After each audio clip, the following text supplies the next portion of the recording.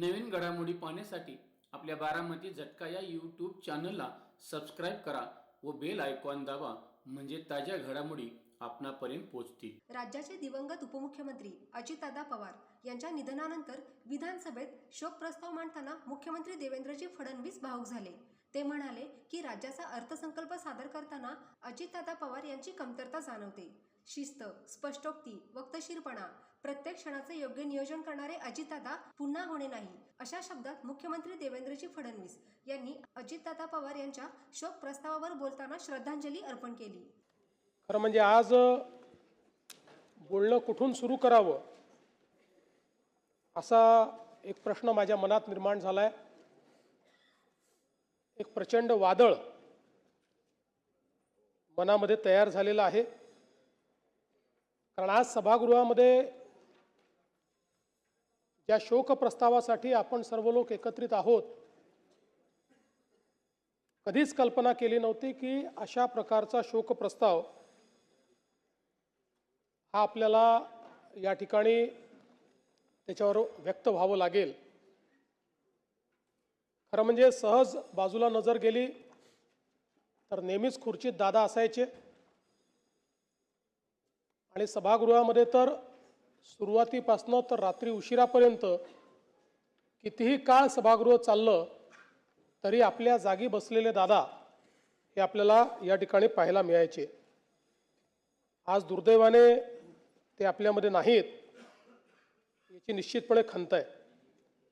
खरं तर यावर्षी दादांनी 12वा अर्थसंकल्प मांडला असता, पुढच्या वर्षी 13वा अर्थसंकल्प मांडून बॅरिस्टर शेषरावजी वानखेडे यांचा जो विक्रम आहे त्याची बरोबरी केली असती आणि कदाचित पुढच्या काळामध्ये महाराष्ट्राच्या इतिहासात सर्वाधिक अर्थसंकल्प मांडणारे अर्थमंत्री म्हणून दादांचं या ठिकाणी कार्य राहिलं असतं. पण अचानकपणे दादा आपल्यातनं निघून गेले आणि यावेळी हा अर्थसंकल्प मांडण्याची जबाबदारी या ठिकाणी माझ्यावर आली. खरं म्हणजे अर्थसंकल्पाच्या संदर्भात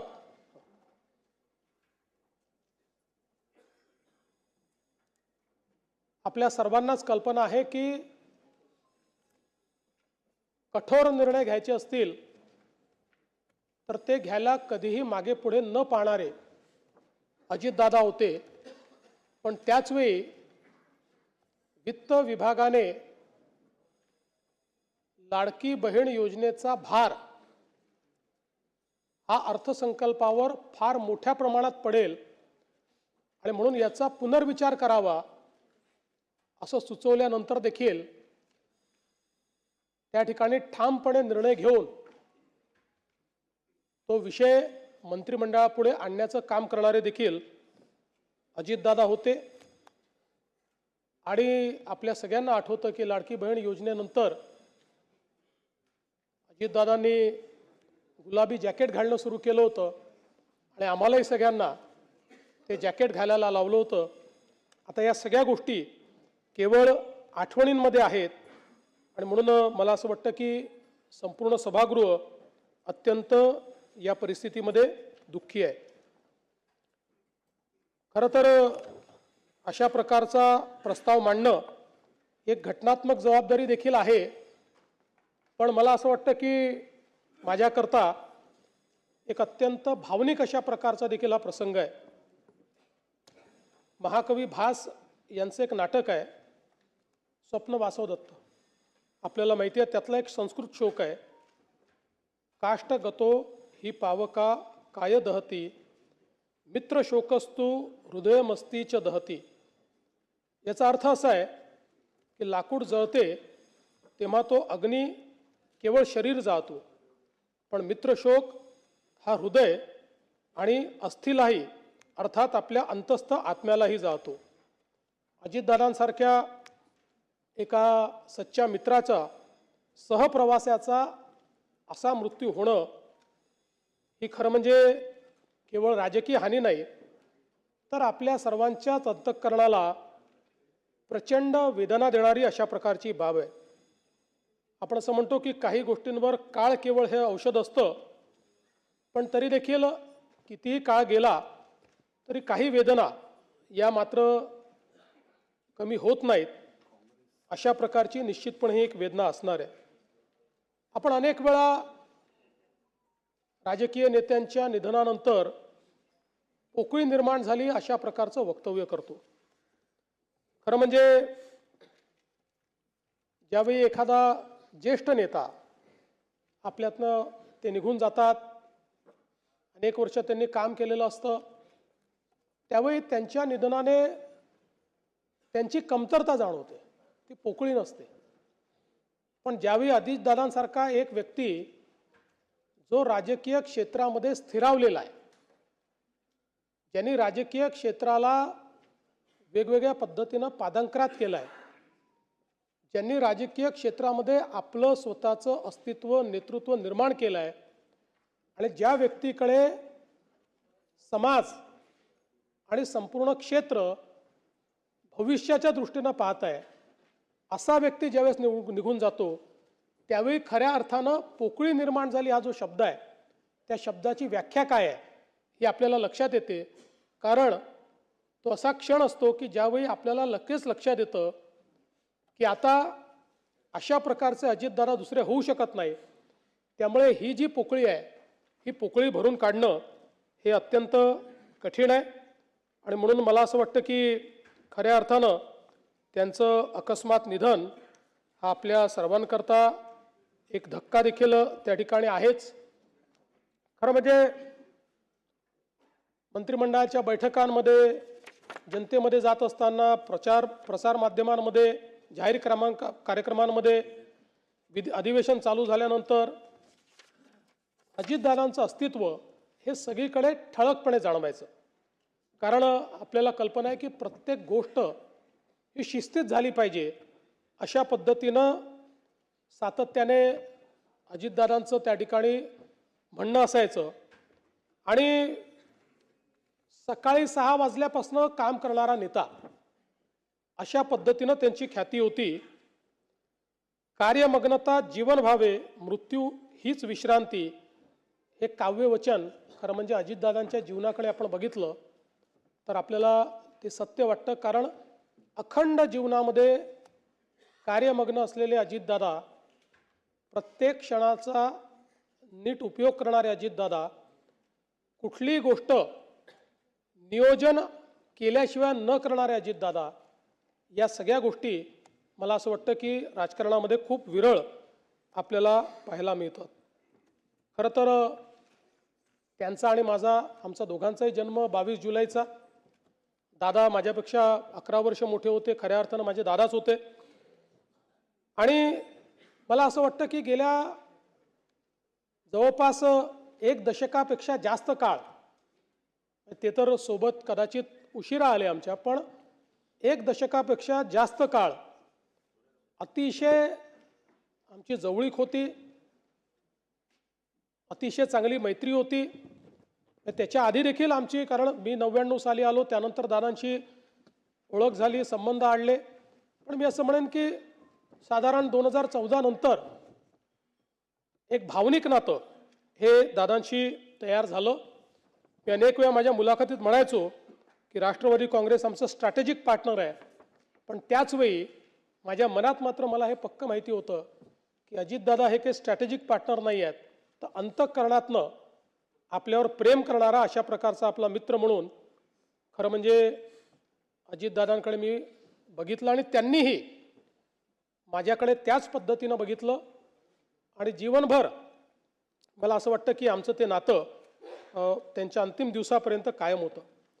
मला आजही आठवतं की 27 जानेवारी 2026ला मंत्रिमंडळाची बैठक झाली, त्यानंतर पायाभूत सुविधांची बैठक झाली. त्याही बैठकीमध्ये अजितदादांनी आपल्या नेहमीच्या सिग्नेचर पद्धतीने सगळ्यांना, जे अधिकारी होते त्यांना विचारलं की मी आज सकाळी माहिती घेतली आहे आणि ज्या प्रकारे कॅपिटल एक्सपेंडिचरमध्ये ग्रॉस व्हॅल्यू ॲडिशन काही राज्यांमध्ये होतं तेवढं आपल्या राज्यात का होत नाही, या संदर्भात तुम्ही काय कारवाई करणार आहात? आणि मग अधिकाऱ्यांनी सांगितलं कॉस्ट ओव्हररन कसे होतात, प्रोजेक्ट्स कसे डिले होतात, त्याच्यामुळे ग्रॉस व्हॅल्यू एडिशन का होत नाही. त्यानंतर मग सार्वजनिक बांधकाम विभागाचं एक प्रेझेंटेशन झालं, त्यात त्यांनी त्यांच्यावर 700 कोटी रुपयाची डिक्री ही जी न्यायालयाने केली होती ती कशी त्यांनी त्या ठिकाणी उच्च न्यायालय सर्वोच्च न्यायालयातनं डिक्री त्या ठिकाणी कॅन्सल केली आणि ज्यांनी डिक्री आणली त्यांच्यावरच कसा फाईन झाला, अशा पद्धतीचं प्रेझेंटेशन केलं. त्यावर दादा गमतीने असं म्हणाले, पुढच्या वेळेसपासून असेच तुम्ही फक्त प्रस्ताव या ठिकाणी आणत जा. आणि ती सगळी बैठक आम्ही संपवली. त्यानंतर माझ्या अँटी चेंबरला आम्ही गेलो. दादांचं काम हे 10-15 मिनिटाचं असायचं, त्याच्यावर नाही. दादांची एक सवय होती, कुठलंही काम हे त्यांच्या कागदावर लिहिलेलं असायचं. 2-3 ओळींमध्ये काय बोलायचं हे लिहिलं असायचं आणि ते परफेक्ट तेवढंच आपल्या कामाचं दादा बोलायचे. त्यामुळे ते कामाचं एक 5-10 मिनटं झालं. त्यानंतर 30-40 मिनटं आम्ही वेगवेगळ्या विषयांवर, भविष्यात काय, बजेटमध्ये काय, अशा गप्पा मारल्या. जवळपास पावणे तास आम्ही त्या ठिकाणी एकत्रित होतो आणि त्यानंतर दादा त्या ठिकाणून गेले. त्यावेळेस खरं म्हणजे ही पुसटशीही कल्पना नव्हती की कदाचित तीच आपली शेवटची भेट ही दादांशी ठरेल. आणि दुर्दैवाने तसंच झालेलं आपल्याला पाहायला मिळालं. ही अपघाताची बातमी ज्यावेळेस आली त्यावेळेस पहिल्यांदा मनाने असं म्हटलं की ठीक आहे, अपघात झाला असेल, पण अपेक्षा करूया काही झालं नसेल. पण लगेच दुसरी बातमी आली की विमानाची परिस्थिती बघता त्याच्यामध्ये कोणीही त्या ठिकाणी जिवंत असेल असं वाटत नाही. आणि त्यातनं मग पुढच्या गोष्टी आपल्या सर्वांना माहितीच आहेत. खरं म्हणजे अजितदादा हे केवळ एक व्यक्तिमत्व नव्हतं, तर ते एका पिढीचा आत्मविश्वास होते.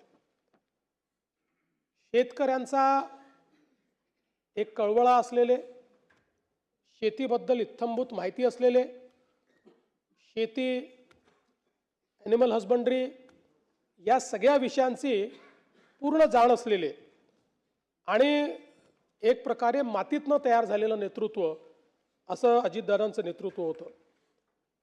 त्यांच्या जीवनामध्ये अनेक संघर्ष आले, कुठल्याही संघर्षाला त्यांनी पाठ दाखवली नाही. सातत्याने त्या संघर्षाला सामोरं ते गेले, कधी पोळापुढे झुकले नाहीत. पण ज्यावेळी दादांना मनातनं असं वाटलं की काहीतरी चूक आहे किंवा समाजाला ते चूक वाटत आहे, त्यावेळी जाहीर माफी मागायलाही त्यांनी मागे पुढे पाहिलं नाही. अशा परिस्थितीमध्ये दादा कुठलाही इगो न ठेवता जाहीरपणे माफी मागून पुढच्या कामाला त्या ठिकाणी लागायचे, हे देखील आपण बघितलेलं आहे. त्यामुळे एक प्रकारे अनेकांचा आधारबळ असलेले, अनेकांना धीर देणारे, अनेकांच्या निर्णयाची ताकद असलेले दादा आज नसल्यामुळे निश्चितच खूप मोठ्या प्रमाणात अनेक लोकांच्या समोर अनेक प्रश्न त्यातनं निर्माण झाले. खरं म्हणजे अजितदादांबद्दल सगळे नेहमीच सांगतात की शब्दाला जागणारा अशा प्रकारचा नेता होता. त्याचा अनुभव 2019 साली आम्ही घेतला. 2019ला ज्यावेळी आमचं ठरलं की सरकार तयार करायचं, त्यानंतर काही कारणाने तो निर्णय त्यावेळी त्यांच्याकडे वरिष्ठांनी बदलवला. पण दादांनी त्यावेळेस भूमिका घेतली की नाही, मी शब्द दिलेला आहे, मी शब्द मोडणार नाही. आणि आम्ही सरकार तयार केलं, शपथविधी घेतला. त्याला अनेक लोकांनी पहाटेचा शपथविधी म्हटलं. त्याला पहाटेचं म्हटलं की दादा त्याच्यावर नाराज व्हायचे. दादा म्हणायचे पहाट म्हणजे 6 असतं, ही काही पहाट नाही आहे, आम्ही 9 वाजता शपथ घेतली होती, तो सकाळचा शपथविधी आहे, असं नेहमी ते पत्रकारांना सांगायचे. आणि मला आजही आठवतं की त्यावेळी अतिशय दृढतेनं त्यांनी, खरं म्हणजे त्यांना निश्चितपणे काही ना काही प्रमाणात त्याची किंमत मोजावी लागली, पण तरी देखील त्यांनी सांगितलं की एकदा निर्णय झाला होता, मग या निर्णयाला मी बांधील असेल. आणि ज्यावेळी सर्वोच्च न्यायालयाचा निर्णय आमच्या विरोधात गेला, मला आजही आठवतं की वर्षा बंगल्यामध्ये दादा आणि मी दोघंच जण होतो. त्यावेळी तो निर्णय विरोधात गेल्यानंतर त्या ठिकाणी सरकार स्थापन करणं काही शक्य नव्हतं. दादांनी विचारलं काय केलं पाहिजे. मी म्हटलं दादा आता याच्यामध्ये उगीच तुम्ही स्वतःचा बळी द्यावा अशी आमची पण अपेक्षा नाही. ठीक आहे, आता जे काही असेल तुम्ही तुमचा निर्णय घ्या. आणि त्यानंतर माझ्याशी चर्चा करून म्हणजे अनेक वेळा अनेकांनी अनेक गोष्टी त्या ठिकाणी सांगितल्या, पण वर्षा बंगल्यावरनं माझ्याशी चर्चा करून दादांनी मग तो निर्णय बदलवला. कारण त्यांच्यासोबत जे लोक राहिले होते हे दादांना माहिती होतं की शेवटी त्यांचंही भविष्य आपल्याला बघायचं आहे. आणि मग दादांनी पुन्हा त्या ठिकाणी जे काही सरकार झालं त्या सरकारमध्ये सामील होण्याचा निर्णय घेतला. आणि म्हणून मला असं वाटतं की त्यांच्या स्वभावात पारदर्शकता होती. पोटात आहे ते ओठात आहे आणि जे आहे ते तोंडावर बोलून टाकायचं. तोंडावर बोलताना दादा राजकीय परिणामांची फारशी काळजी करत नव्हते. आणि मला असं वाटतं की राजकारणामध्ये असं अनेक वेळा तुम्हाला पॉलिटिकली करेक्ट राहावं लागतं, पण पॉलिटिकली करेक्ट राहणाऱ्यांपैकी दादा नव्हते. त्यांना जे वाटलं ते स्पष्टपणे रोखठोक त्या ठिकाणी बोलायचे. आणि त्यामुळे मला असं वाटतं की त्यांच्याबद्दल आमदारांना किंवा सदस्यांना देखील माहिती होतं की दादांनी एखादी गोष्ट तोंडावर नाही म्हटली याचा अर्थ काही आपले विरोधक नाही आहेत, त्यांना नाही पटलेली त्यामुळे त्यांनी नाही म्हटलेली आहे. पण जे काम होऊ शकत असेल ते मात्र तात्काळ करणे आणि तिथल्या तिथे फोन लावणे, ते काम झालं आहे की नाही पाहणे, अशा पद्धतीनं दादाची ख्याती असल्यामुळे जे सदस्य आहेत ते आपलं काम हक्काने घेऊन त्या ठिकाणी दादांकडे जाताना आपण बघायचो. आणि मला असं वाटतं की वर्षानुवर्ष काम करत असताना दादांनी एकवचनी असण्याचा एक नाव जे कमावलं की दादा म्हणतात ते करतात, हे राजकारणामध्ये मला असं वाटतं की अतिशय विरळ आहे. आणि खरं तर मला असं वाटतं की ज्यावेळेस 2019 नंतर मी विरोधी पक्षनेता झालो, ते इकडे आले, ते पुन्हा उपमुख्यमंत्री झाले. पण आपल्यापैकी अनेकांच्या लक्षात असेल की इथनं भाषण करताना ते माझा उल्लेख मुख्यमंत्री म्हणूनच करायचे. मग प्रत्येक वेळी मग त्यांना आठवण करून द्यावी लागायची की मुख्यमंत्री नाही, विरोधी पक्षनेता.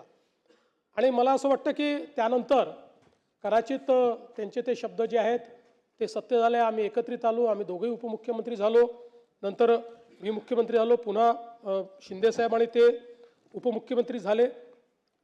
आम्ही खरं म्हणजे आमच्या अनेक गोष्टींवर गप्पा देखील व्हायच्या, अनेक गोष्टींवर बोलायचो. दादांना क्रिकेटची आवड होती, त्याच्यावरही अनेक वेळा आमची चर्चा व्हायची. आणि आम्ही जेव्हा एकत्रित प्रवास करायचो त्यावेळी दादांच्या अनेक ज्या काही सवयी होत्या त्यात दादांना मला नेहमी आठवतं की दूध प्यायला आवडायचं. त्यामुळे आमच्या विमानात किंवा हेलिकॉप्टरमध्ये कोल्ड्रिंक असू द्या, काही असू द्या, जे कोल्ड मिल्क असतं, आणि दादा सांगायचे मी शेतकऱ्याचा मुलगा आहे, रोज हळदीचं दूध पितो आणि मला कुठल्याही म्हणजे कोल्ड्रिंक किंवा याच्यापेक्षा दूध प्यायला आवडतं. अशा अनेक सवयी दादांच्या एकदम नजरेसमोरून जातात.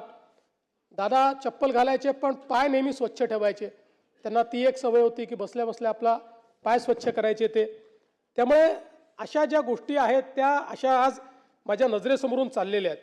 पण मला असं वाटतं की त्यांच्या काही सवयी ज्या होत्या या इतक्या महत्त्वाच्या होत्या. त्यातली सगळ्यात महत्त्वाची सवय म्हणजे त्यांचा वक्तशीरपणा. कधीही कुठल्याही ठिकाणी 1 मिनिटं आधी पोचायचं म्हणजे पोचायचं. ज्यावेळी आम्ही तिघं होतो, शिंदेसाहेब मुख्यमंत्री होते, मी उपमुख्यमंत्री होतो, दादे उपमुख्यमंत्री होते. 12 वाजताचा कार्यक्रम असेल तर दादा 11:59ला पोचणार, मी 12:05ला पोचणार आणि शिंदेसाहेब थोड्या वेळेमध्ये, नाही एवढं नाही पण एक 15-20 मिनटं अजून ते मागे पुढे. पण कधीही, आणि मी तर कमीत कमी शिंदेसाहेब किती वाजता निघतायत हे बघून मी त्या ठिकाणी कार्यक्रमात पोचायचो.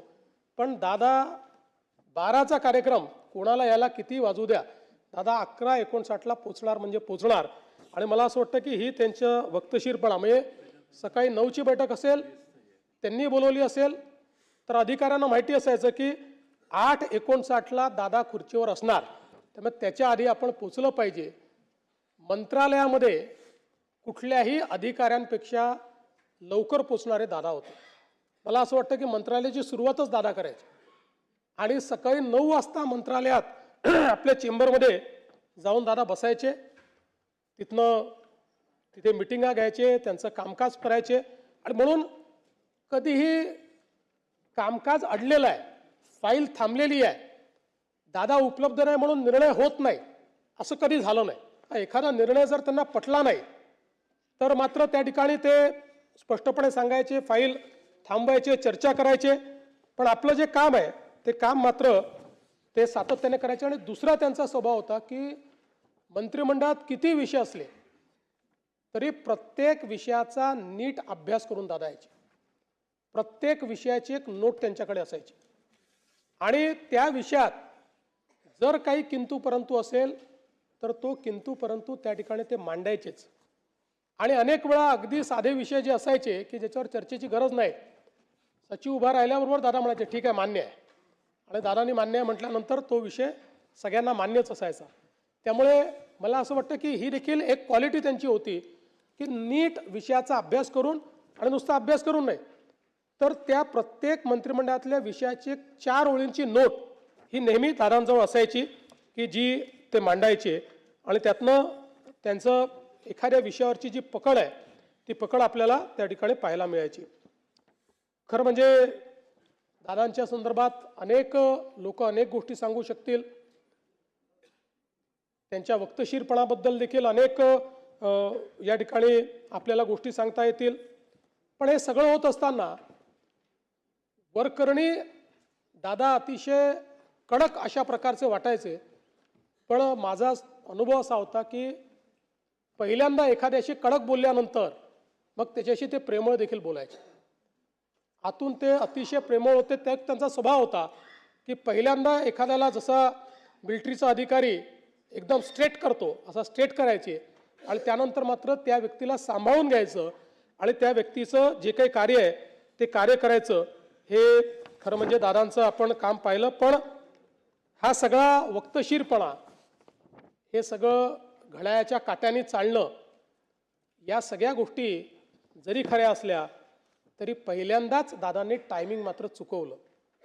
आणि ते टायमिंग म्हणजे ज्यावेळेस राजकारणामध्ये खूप मोठी इनिंग दादा खेळतील हे आपल्या सगळ्यांना दिसत होतं. अशा परिस्थितीमध्ये त्याने पहिल्यांदा जीवनाचं टायमिंग चुकवलं आणि त्याची हळहळ ही आपल्या सर्वांना नेहमीच राहील. खरं तर दादा 6 वेळा उपमुख्यमंत्री झाले. सर्वाधिक वेळा उपमुख्यमंत्री होण्याचा मान त्यांना मिळाला. पण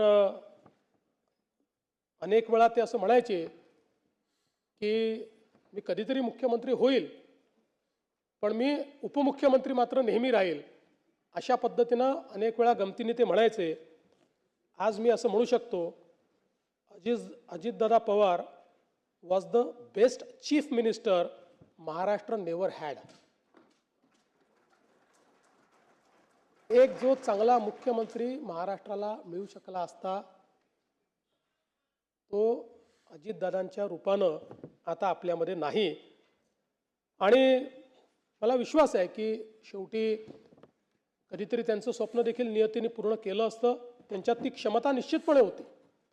शेवटी राजकारणामध्ये वेगवेगळ्या प्रकारचे गणितं असतात, पण क्षमतेचा जर विचार केला तर मुख्यमंत्री पदाकरता पूर्णपणे क्षमता असलेलं नेतृत्व अजितदादांचं होतं. खरं तर मी असं म्हणेन की राजकारणामध्ये आपल्याकडे अनेक नेते आहेत, अनेक दादा आहेत आणि सगळ्याच दादांनी चांगलं काम केलं आहे. पण महाराष्ट्रामध्ये वसंतदादा आणि अजितदादा ही 2 नावं अशी आहेत की ज्यांना दादा म्हणून नेहमीच महाराष्ट्र हा त्यांच्या कामाकरता या ठिकाणी लक्षात ठेवेल. दादांनी सुधाकरराव नाईकांच्या मंत्रिमंडळात ज्यावेळेस काम केलं त्यावेळी खरं म्हणजे सुरुवातीच्या काळामध्ये जेव्हा दादा मंत्री झाले त्यावेळी थोडा त्यांचा स्वभाव अबोल होता किंवा नेमकं तेवढं काम करायचं अशा प्रकारचा त्यांचा स्वभाव होता. त्यामुळे पहिल्यांदा लोकांचा दृष्टिकोन असा होता की एका मोठ्या घराण्यातला माणूस आहे, हा मंत्री झालेला आहे. पण त्यानंतर ज्यावेळेस दादांनी काम करणं सुरू केलं आणि विशेषतः सुधाकररावांच्या मंत्रिमंडळामध्ये त्यांनी ज्यावेळेस काम सुरू केलं, खरं तर सुधाकरराव त्यानंतर त्यांच्या प्रत्येक वाक्यागणित अजितदादांचं नाव घ्यायचे आणि त्यातनं अजितदादांचा परिचय हा काम करणारा नेता म्हणून, काम करणारा मंत्री म्हणून या महाराष्ट्राला झाला. आणि मला असं वाटतं की त्यानंतर मात्र त्यांनी जी स्वतःची ओळख निर्माण केली, कारण आपल्याला माहिती आहे की ते पहिले लोकसभेवर गेले, पण त्यानंतर पवारसाहेबांना तिकडे जायचं होतं, त्यामुळे दादा विधानसभेवर आले आणि त्यानंतर मात्र 8 वेळा निर्विवादपणे प्रचंड मतांनी आणि वेगवेगळे रेकॉर्ड करत बारामती मतदारसंघातनं दादा हे सातत्याने विधानसभा जिंकतच राहिले. बारामतीचा अपराजित नेता म्हणून दादांकडे आपण पाहतो. जनतेचं जे प्रेम दादांना मिळालं ते निश्चितपणे मला असं वाटतं की कुठल्याही नेत्याकरता त्यापेक्षा मोठा दुसरा कुठलाही ठेवा हा असू शकत नाही. आपल्याला या ठिकाणी माहिती आहे की विकास प्रकल्पांच्या बाबतीत दादा नेहमी सकारात्मक असायचे. त्यांचा मूळ पिंड हा विकास झाला पाहिजे, प्रोजेक्ट झाले पाहिजे आणि विरोधी पक्षात असतानाही विरोधाला विरोध न करता त्यांच्यामध्ये ही हिंमत देखील होती की एखादा जर चांगला प्रकल्प असेल तर त्याला विरोधी पक्षात असताना देखील, म्हणजे मी मुख्यमंत्री असताना देखील अनेक वेळा अनुभव घेतला की थेट त्याला त्यांनी या सभागृहात ते बोलायचे की ठीक आहे बाकी गोष्टी सोडून द्या, हे बरोबर आहे. किंवा विरोधी पक्षात असतानाही एखाद्या सभेमध्ये आपल्याच पक्षाचा एखादा व्यक्ती हा पंतप्रधानांबद्दल चुकीचं बोलल्यानंतर त्याच ठिकाणी आपल्याच पक्षाच्या व्यक्तीला किंवा तू लहान आहे, पंतप्रधानांबद्दल या शब्दात बोलण्याचं तुला कुठलाही अधिकार नाही, हे दरडावून सांगणं ही देखील जी एक मला असं वाटतं की एखाद्या नेतृत्वाची जी काही क्षमता असते ती क्षमता दादांमध्ये आपण अनुभवली आणि दादांनी त्या संदर्भात नेहमीच मला असं वाटतं की आता प्रयत्न केला. कधी फायलींचा ढीग हा दादांकडे आपण बघितला नाही. अधिकाऱ्यांना बोलवायचं, तिथे निर्णय करायचे, त्यांच्याकडनं समजून घ्यायचं आणि एकदा पटलं की त्याची पाठराखण करायची, अशा पद्धतीनं ते सातत्याने काम करायचे. आज समाज माध्यमांमध्ये दादांचे अनेक व्हिडिओ आपण पाहतो. त्यांच्या म्हणजे तसा मूळ दादांचा स्वभाव हा जरी सिरियस वाटत असला तरी त्यांच्या भाषणांमध्ये मात्र खूप खुमासदारपणा असायचा. आज आपण अनेक त्यांची भाषणं जी काही समाज माध्यमात पाहतो, त्यांचे अनेक शॉर्ट्स पाहतो, अनेक त्यांचे पोस्ट पाहतो, लोकांनी केलेले अनेक त्यांचे जे व्हिडिओज आहेत ते पाहतो. त्यामुळे त्यांच्या भाषणामध्ये अगदी सरळ सोप्या भाषेमध्ये त्या ठिकाणी ते विनोद करायचे आणि त्यामुळे लोकांना ते आवडायचं. किंवा पत्रकार परिषदेमध्येही अनेक वेळा एका वाक्याचं, एका शब्दाचं उत्तर असं देऊन पत्रकारांना एखाद्या गंभीर विषयांवर नाकारलेले उत्तर आणि त्या ठिकाणी उत्तरही दिलं नाही, त्यांना बोलायला संधी मिळाली नाही, अशा पद्धतीनं दादांचं आपल्याला त्या ठिकाणी काम पाहायला मिळायचं. आणि कुठल्याही सवय नसलेल्या दादांची एकच सवय होती, ती म्हणजे काम. He was a workaholic person. कुठलंही काम दादांनी ज्या क्षेत्रात काम केलं त्या क्षेत्रामध्ये दादांनी उत्तम काम केलं. माननीय पवार साहेबांनी देखील लोक माझे सांगती या पुस्तकामध्ये दादांचं वर्णन करताना लिहिलं आहे, अजितच्या कामांचा झपाटा, सहकाऱ्यांना विश्वास देण्याची त्याची पद्धत आणि कितीही काम करण्याची त्याची तयारी, यामुळे त्याच्या नेतृत्वाबद्दल विधिमंडळ सदस्यांच्या मनात सन्मानाचे स्थान आहे. अजितची ही स्वकष्ट अर्जित कमाई आहे, असं पवारसाहेबांनी देखील त्यांच्याबद्दल लिहिलेलं आहे. साहित्य क्षेत्रामध्ये मधु मंगेश कर्णिक यांनी सांगितलेला किस्सा आहे की ज्यावेळेस मालगुंडला केशवसुतांच्या स्मारकाकरता निधीची कमतरता होती, तर त्यांना सांगितलं की तुम्ही अजितदादांकडे जा. तर त्यांच्या मनात शंका होती की दादांकडे गेल्यानंतर त्यांना या स्मारकाचं इतकं महत्त्व वाटेल का, किंवा हे महत्त्वाचं असेल का. आणि त्यावेळेस ते दादांकडे गेले. दादांना सहकार चळवळीच्या संदर्भात, शिक्षणाच्या संदर्भात, उद्योगाच्या संदर्भात तर सगळ्या लोकांना माहितीच होतं की किती त्यांची आस्था आहे. पण साहित्य क्षेत्राच्या संदर्भात दादा फार प्रगट करत नव्हते. पण ज्यावेळेस ते त्या ठिकाणी गेले त्यावेळेस दादांनी त्यांना सांगितलं की केशवसुतांचं स्मारक हे झालंच पाहिजे. तात्काळ त्याकरता निधी दिला आणि स्वतः फोन करून मधु मंगेश कर्णिकांना सांगितलं की हा निधी मी दिलेला आहे, काम इमिजिएट झालं पाहिजे आणि कुठेही निधी कमी पडला तर तो निधी तुम्ही मला मागा. पण हे स्मारक महाराष्ट्राच्या अस्मितेचं स्मारक आहे, त्यामुळे हे स्मारक करण्याकरता तुम्हाला जी मदत लागेल ती मदत मी त्या ठिकाणी करणार आहे. दादांनी एक किस्सा सांगितला होता की ते म्हणाले मी असं ठरवलं होतं की आधी घर बांधायचं त्यानंतर लग्न करायचं.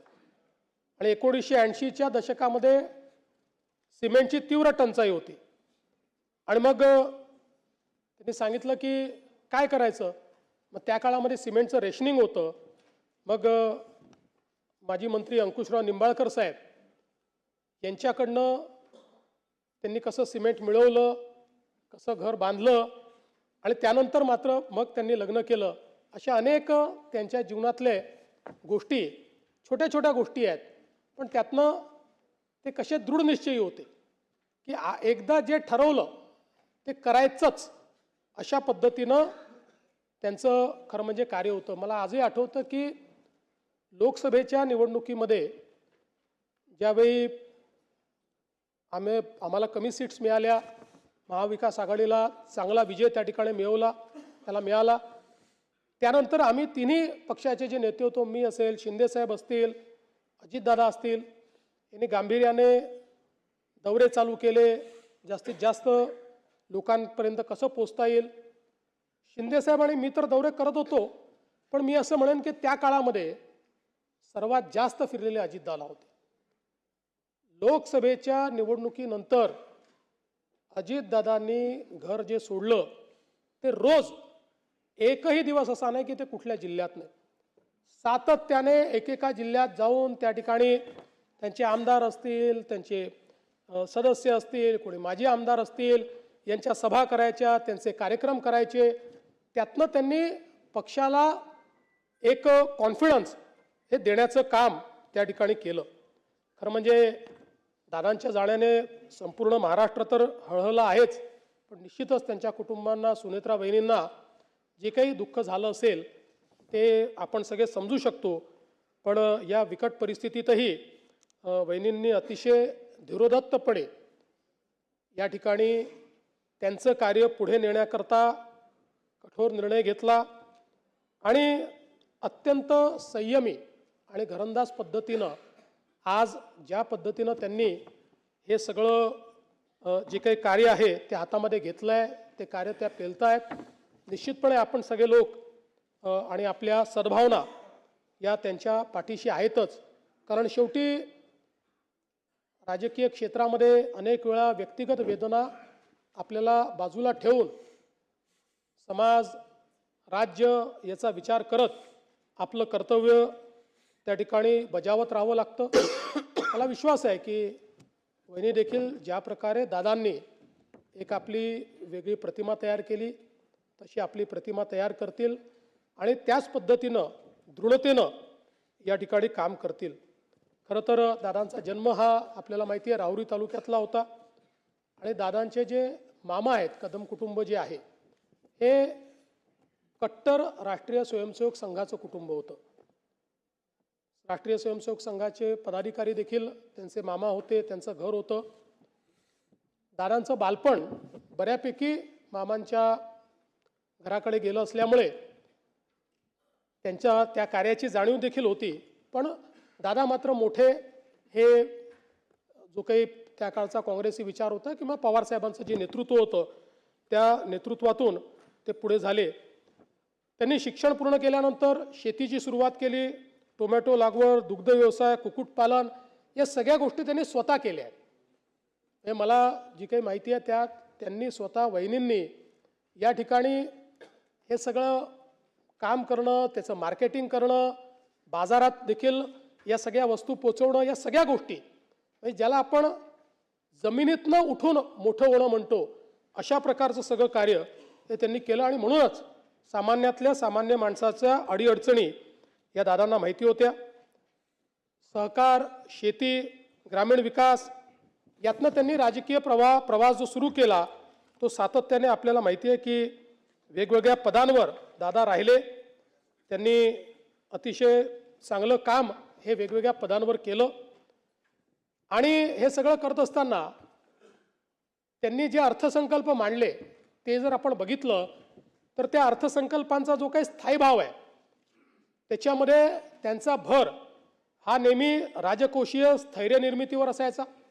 म्हणजे महसुली वाढ आणि खर्चाला प्राधान्यक्रम, विकास अभिमुख विस्तार म्हणजे भांडवली गुंतवणूक वाढवून रस्ते, ऊर्जा, सिंचन, उद्योगांना चालना देणं आणि संरचनात्मक संतुलन या 3 गोष्टींवर आधारित सगळे त्यांचे अर्थसंकल्प आपल्याला पाहायला मिळतात. त्यामुळे खर्चावर नियंत्रण ठेवण्याचं काम ते नेहमी करायचे. मला आजही आठवतं की आम्ही मंत्रिमंडळाच्या बैठकीत जेव्हा बसायचो त्यावेळी शिंदेसाहेब बसायचे, त्यांच्या बाजूला मी बसायचो आणि मग दादा बसायचे. आणि तो काळ अतिशय घाईचा काळ होता. मग अनेक वेळा माझी भूमिका रेफरीची यायची, कारण शिंदेसाहेबांचा हात खुला होता. त्यामुळे ते दरवेळेस एखादी नवीन योजना आणायचे. दादा म्हणायचे आपण आता मोठ्या योजना केलेल्या आहेत, मग आता ही योजना कशी करायची. मग शिंदेसाहेब मला म्हणायचे की नाही आपल्याला ही केली पाहिजे. मग मी त्यांना सांगायचो केली पाहिजे. मग ते सांगायचे नाही पण आत्ता पैशाची तंगी आहे. मग मी यांना सांगायचो पैशाची तंगी आहे. असं करून मग शेवटी दोघांचं एकमत व्हायचं आणि मग आम्ही ती योजना पूर्ण करायचो. त्यामुळे हा आमच्या तिघांच्या स्वभावातला हे अंतर होतं. पण मला असं वाटतं की आम्ही तिघं एकमेकाला कॉम्प्लिमेंट करत होतो. आणि म्हणून त्यातनं एक कुठल्याही मुख्यमंत्र्याला अर्थमंत्री कसा पाहिजे तर तो अजितदादांसारखा पाहिजे की जो तुम्हाला नेहमी वास्तविकतेचा आरसा दाखवेल पण त्याचवेळी राज्याची वाटचाल थांबवणार नाही.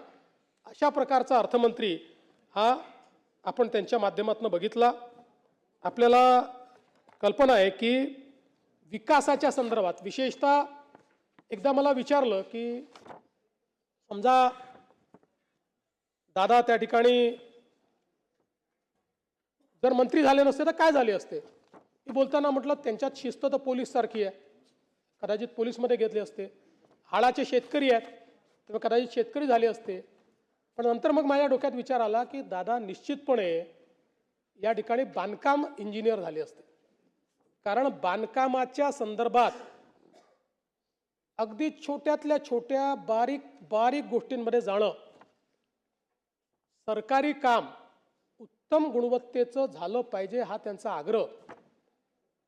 सकाळी 6 वाजता साईटवर जाणार, सगळ्या अधिकाऱ्यांना बोलवणार आणि त्यातल्या छोट्या छोट्या गोष्टी शोधून काढणार. हे असं काय, हे तसं काय, हे काय वापरलं आहे, याची किंमत किती आहे.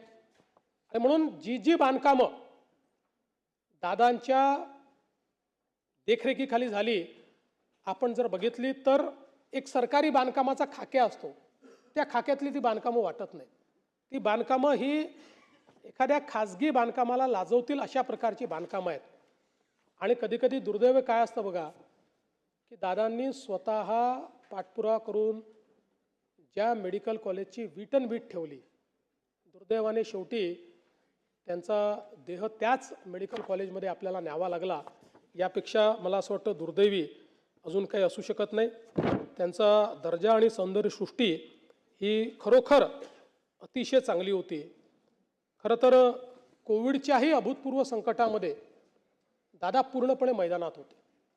आपल्याला कल्पना आहे की त्या काळामध्ये अनेक प्रश्न निर्माण झाले होते, पण खंबीरपणे राज्याचे अर्थमंत्री म्हणून आणि अर्थमंत्र्याच्याही पलीकडे ही आपली जबाबदारी असं समजून या संपूर्ण कोविडच्या काळात सरकारची बाजू योग्य पद्धतीने मांडणं असेल, सरकारचे निर्णय योग्य होतील या दृष्टीनं काम असेल, या सगळ्या गोष्टी दादांनी केल्या.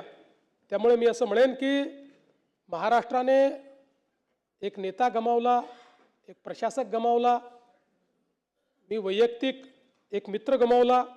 आपण सगळ्यांनी ज्यांना आपण आपल्या कुटुंबासारखं समजत होतो असा कुटुंबातला एक व्यक्ती आपण सगळ्यांनी या ठिकाणी गमावला.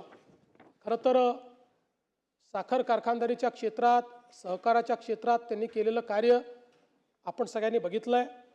शिक्षणाच्या क्षेत्रात त्यांनी केलेलं कार्य, सगळ्या संस्थांचं नाव, सगळ्या कारखान्यांचं नाव या ठिकाणी घेणार नाही, पण या प्रत्येक गोष्टीत दादांचा एक ठसा आपल्याला पाहायला मिळतो. त्याच्या प्रत्येक विकासामध्ये दादांच्या पाऊलखुणा आपल्याला पाहायला मिळतात. एक दादांचा टच आपल्याला पाहायला मिळतो, एक दादांचा ब्रँड आपल्याला पाहायला मिळतो. मला असं वाटतं की अशा पद्धतीनं हे कार्य करणं हे खरोखर राजकीय नेत्यांनी देखील यातनं शिकण्यासारखं आहे. खरं तर आज दादा आपल्यामध्ये नाहीत आणि निश्चितपणे आता आठवणींच्या व्यतिरिक्त आपल्याजवळ मला असं वाटतं की त्यांच्या स्मृतीच राहणार आहेत. पण अशा या सगळ्या जो काही विचारांचं काहूर आहे, वेगवेगळ्या आठवणी आहेत, यावर जर आपण बोलत राहिलो तर कदाचित आपल्यापैकी प्रत्येक जण दिवसभर बोलू शकेल. आणि म्हणून खरं तर कवी पी सावळाराम यांचं एक गीत आहे, त्यातलं एक कडवं हे केवळ दादांकरताच लिहिलं आहे का असं आपल्याला वाटावं. जनसेवेचे बांधून कंकण, त्रिभुवन सारे घेईन जिंकून, अपूर्व अपुले दृढसिंहासन, नित भिजतो मानवतेला, जो आवडतो सर्वांना तोची आवडे देवाला. मला असं वाटतं की हे कदाचित दादांकरताच लिहिलं आहे असं आपल्या सर्वांना जाणवावं. मी दादांच्या पावन स्मृतींना या ठिकाणी विनम्र अभिवादन करतो. त्यांच्या आत्म्यास चिरशांती लाभो अशी प्रार्थना करतो. आणि जी काही त्यांचे कुटुंबीय आहेत या कुटुंबियांना या ठिकाणी हे दुःख सहन करण्याची शक्ती आपल्याला आणि त्यांना ईश्वर देव अशी ईश्वरचरणी प्रार्थना करतो.